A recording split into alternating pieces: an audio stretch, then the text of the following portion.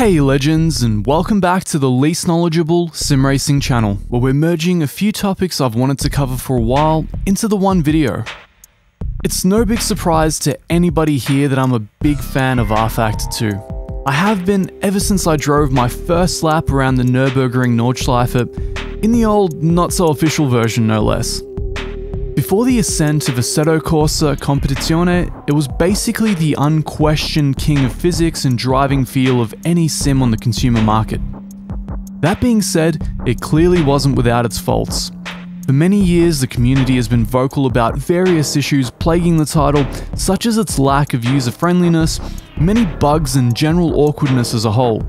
What came up less often in the mainstream, but far more in rFactor inner circles, however, were a litany of criticisms against what were claimed to be gaping flaws in its physics engine.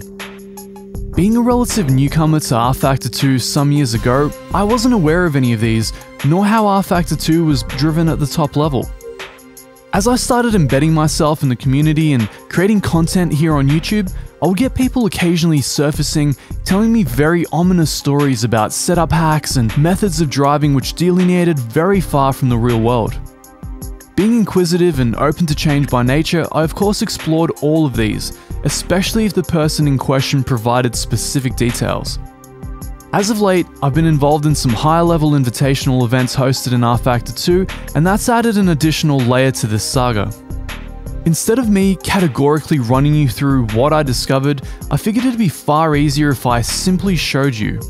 So what's going to follow here is 3 hot laps in the brand new Corvette C8.R, where I start on the default setup, then progressively hack it more. The reason I picked the Corvette is because it's the very latest content in rFactor, having come out only a few days ago, so this video can't be criticized for showing out-of-date driving models. We're also using the very well-regarded official version of Sebring, so it can't be criticized for using wonky modded tracks which are overly kind to lap times. Before we get into it, make sure to smash that sub and ring the bell to stay up to date with future rFactor 2, as well as general sim racing content going into 2021.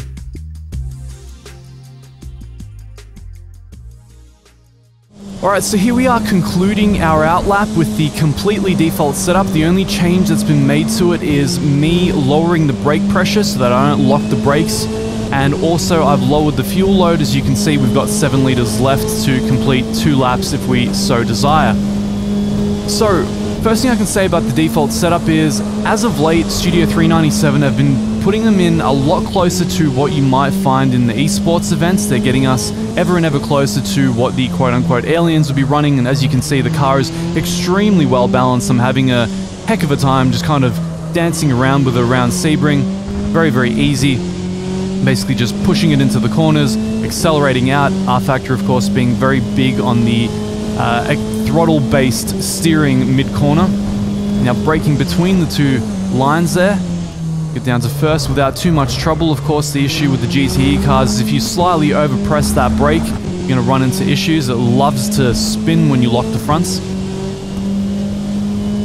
Again, the default setup almost as if it was made for Sebring.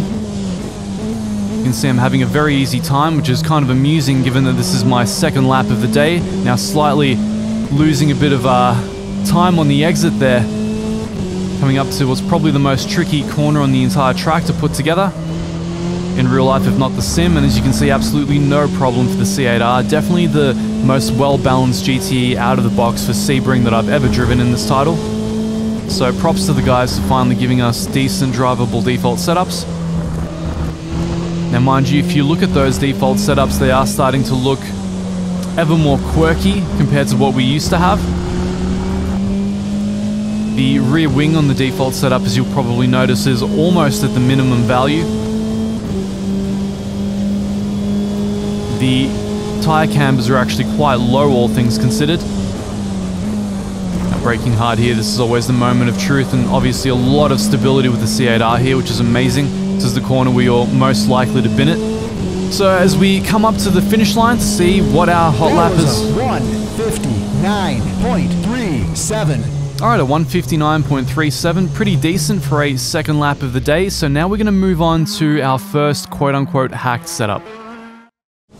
Okay, coming in from our hot lap for our quote-unquote hacked setup.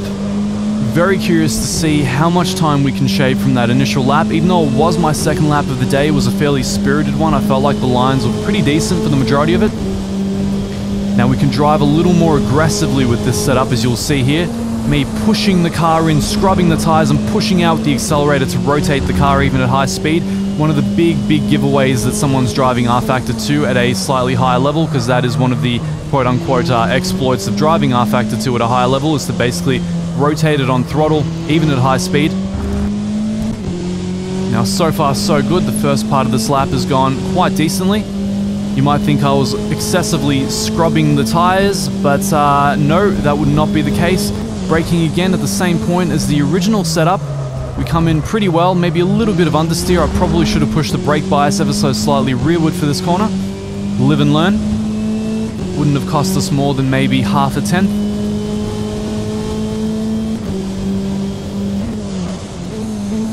Almost locking the tires there, very dangerous. Now mounting the inside would have cost us a tiny bit of time, but I wouldn't say an excessive amount. Certainly enough to keep the hot lap. Again, on the more tricky corner of the circuit, you can see I just kind of pushed the car into it with this setup. Way easier to get past all the bumps and the intrinsic understeer there due to the poor camber. So as you can tell, with this setup, I inherently have more grip everywhere. The car is just able to grip into the turns. I'm able to overdrive the car and gain extra time by pushing the throttle earlier and sliding the car out of those corners. Almost a more go-kart-esque way of driving. Not usually what you'd associate with GT cars. Now, fairly similar entry here. It didn't actually lose too much time there, astoundingly. That slide was actually... kind of did all the right things for us. It wouldn't have done so in ACC, but here we are. That was a 158.50. Right, for a 158.5, which is basically almost an entire second quicker than the original default setup, which was already fairly min-maxed. So let's take a look at what I actually did to achieve this. Looking at the setup, we can see 8 differences in the suspension, 1 in aero, 2 in tires. We're going to look at them in more detail now. We've got the fuel dropped, as we've had on all the setups. What we have is the camber lowered to 2.5 at the fronts, 1.8 in the rears. We have the brake bias shifted ever so slightly rearward. The brake duct blanking increased to 66%. We have the suspension dropped 1 point front and rear for 280 and 200. We have the ride height dropped by about 0.4 centimeters. One of the most important things you want to look at here is that I've almost completely neutralized the toe. We have 0 degrees in the front and we have 0.12 in the rear. What we also have is a slight increase on the slow bump in the front and the slow rebound in the rear, which is intended to stabilize the car under braking, especially while we're doing those turning braking zones like the very last corner. Also note, and this is probably the most important one here, I've completely disabled the front sway bar, completely detached, and the rear sway bar is just at 1 point. So that is probably the biggest difference overall. Other than the neutralized camber, the detaching of the sway bar is probably the biggest giveaway of this quote-unquote setup hack. This is going to offset what we're going to do with the rear wing later. So what we have here in the aerodynamics is the rear wing pretty much taken off as much as humanly possible down at position 1, and the radiator tape at 75% to basically stop as much drag as humanly possible on the car, so we gain as much time as possible on the straights while also allowing us to drift the car with that extra grip given to us by the detached sway bars during the high-speed corners. Not what you would generally associate with GT cars. Here in the electronics, everything is basically as it was, untouched from the default setup.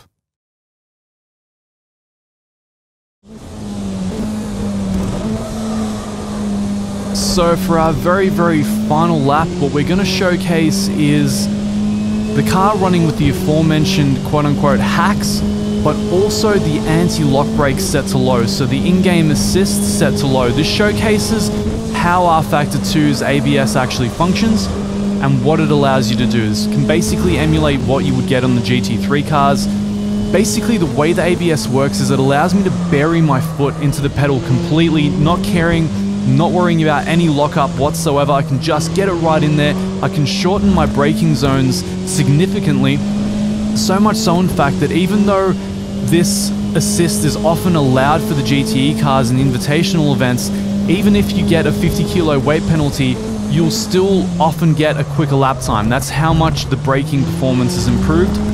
So whether or not you want to consider this a legitimate hack or not is up to you, but I mean, this was allowed in the last GTE event I was in, and it certainly helped a lot with consistency and lap time. So as you can see here, I'm not worrying at all. My lap times are all about a meter or two later. Way easier to balance the car through the corners. As you can see, my brake bias is actually a lot lower than it was, and I'm shifting it dynamically during this as well, because I can play around with it. If I need more oversteer coming up to a corner, I shift it rearward. If I need more stability, I shift it forward. Again, this is probably not something you would want on a GTE car. These are meant to be for professional drivers that really know what they're doing with the brake pedal.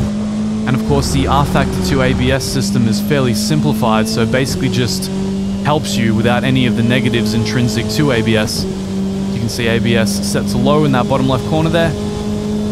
Me moving the brake bias forward for extra stability on this penultimate corner. Of course, coming in very, very hot, just scrubbing it right through on the power immediately, really driving it the rFactor way, just throwing the car around. Across the line for... The lap was a 1:58.16. So that's another, what, 3 to 4 tenths taken off from the quote-unquote aforementioned hacked setup from before. So that puts us well over a second ahead of what I was able to do with the default setup. Now, you can make of this what you want. For me, personally, finding out about this with some experimentation months ago, followed by having it confirmed by entering these events, made me realize that my favorite driving simulator had far more flaws than I'd ever realized.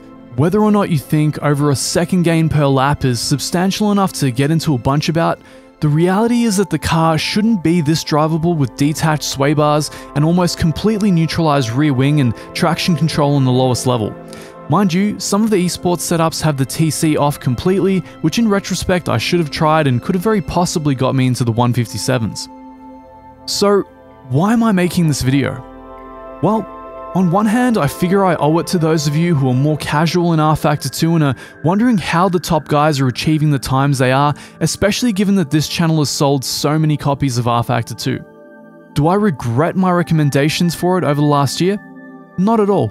For me, it's still by far the most fun simulator to drive, and if you were to ignore these issues and simply drive the cars as realistically as you can for the sake of driving pleasure and improving your craft, I still believe rFactor 2 is the best sim for this.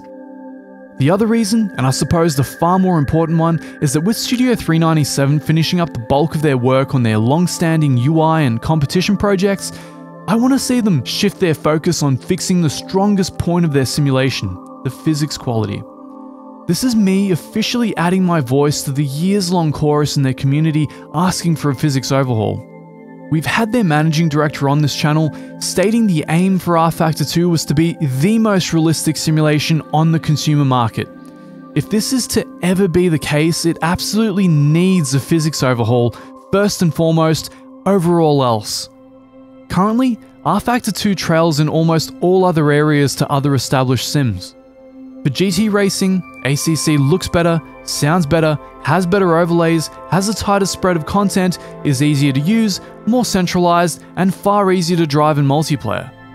For online racing, iRacing is still the de facto standard. For a huge spread of content and mods, the original Assetto Corsa is still king. For accessibility and gateway driving, we have Gran Turismo Sport, Forza, and Project Cars 2. Anyhow, if you doubt any of my conclusions in this video, I invite you to try this setup for yourselves and see how you go. I'll of course continue to cover rFactor 2 in 2021, but with more of a focus on other sims as well, especially given ACC's emerging dominance as the GT simulator of choice. Be sure to hit that subscribe button and the bell to be kept up to date with future sim racing news and our emerging community events. Until next time, we'll see you later.